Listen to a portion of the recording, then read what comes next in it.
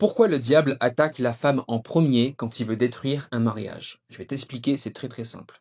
D'abord, il faut comprendre que la femme est la base de l'homme. On en parlera juste après.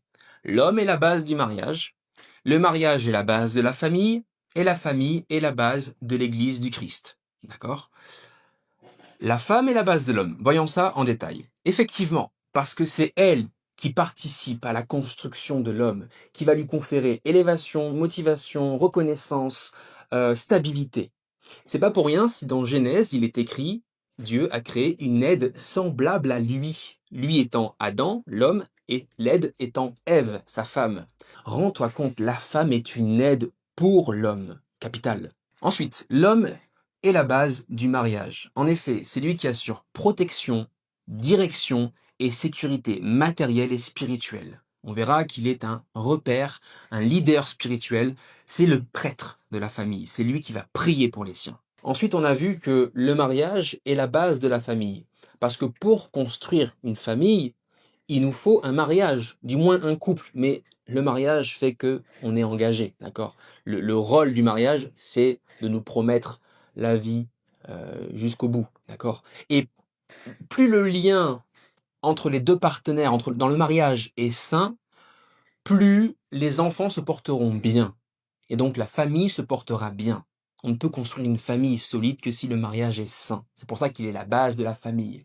Et à l'inverse, plus le couple est instable, plus l'environnement que l'on va créer sera instable. Et ensuite, je t'ai partagé que la famille est la base de l'Église du Christ. Parce que pour créer une Église, donc une communauté, on a besoin de plusieurs familles. La famille, c'est la première cellule spirituelle. Parce que la transmission des valeurs se fait d'abord à la maison. C'est comme ça qu'on construit un foyer solide. Et tu comprends que si on détruit la femme, alors on détruit absolument tout.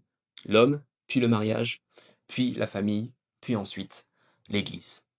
Eh ouais. Malheureusement, aujourd'hui, dans la théologie chrétienne, on enseigne très peu le rôle de la femme et beaucoup le rôle de l'homme. Et c'est la raison pour laquelle je t'invite vraiment à te faire accompagner, soit par un pasteur qui va pouvoir te guider, soit par un mentor qui aura peut-être d'autres outils à te proposer, notamment pour mieux discerner et ne pas te tromper, mieux choisir les hommes et mieux te faire respecter, mieux t'affirmer. Je vois beaucoup trop de femmes, malheureusement, se faire écraser dans leurs relations et je pense être bien placé pour t'aider pour le coup. En tout cas, si tu ressens le besoin d'être accompagné par moi, mais envoie-nous boussole en message privé. Ulysse, mon collaborateur, se fera un plaisir de te répondre et de te guider surtout pour ton épanouissement personnel et amoureux. Prends soin de toi et à très bientôt.